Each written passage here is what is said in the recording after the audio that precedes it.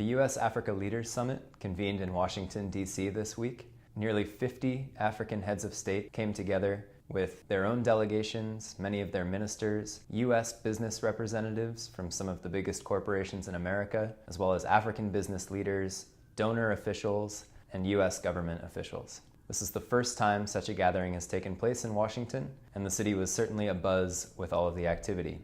The theme of this summit was investing in Africa's future, and certainly the agenda was heavily loaded with discussions about how to boost U.S. trade and investment with Africa. As President Obama noted in his remarks at the Africa Summit's Business Forum, trade with Africa is roughly equal to trade with Brazil, an entire continent versus a single country. So boosting that relationship was certainly high on the agenda. Given that so much of the talk was about trade and investment, some groups felt that their presence was somewhat minimized. Civil society groups looked hard to find their own ways to influence the discussions, and many felt that corruption and governance should have been a bigger focus. While the summit was not designed to produce any definitive declaration, treaty, or communique, there were a number of announcements that came out, mostly focused around big numbers, big deals, and big boosts to some of the ongoing development initiatives taking place in Africa. President Obama noted that the U.S. will commit an additional $300 million per year to the Power Africa initiative, which aims to increase access to energy in sub-Saharan Africa and more broadly on the continent.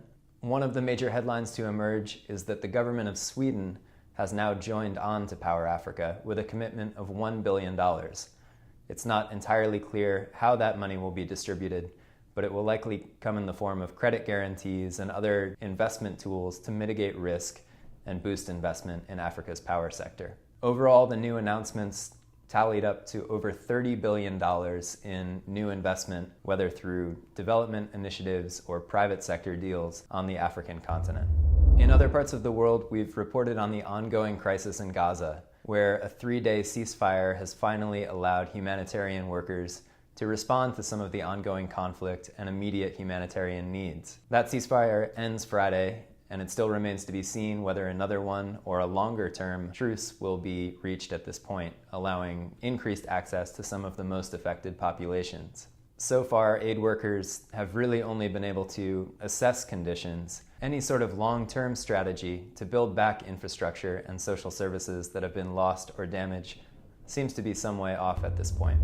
We're continuing to feature commentary on progress during the remaining days of the Millennium Development Goals, and we're looking forward to September when the UN General Assembly will convene to discuss the post-2015 development agenda. If you haven't had a chance yet to look at our series on USAID history, definitely check it out, and stay tuned for more of our developing stories at devex.com.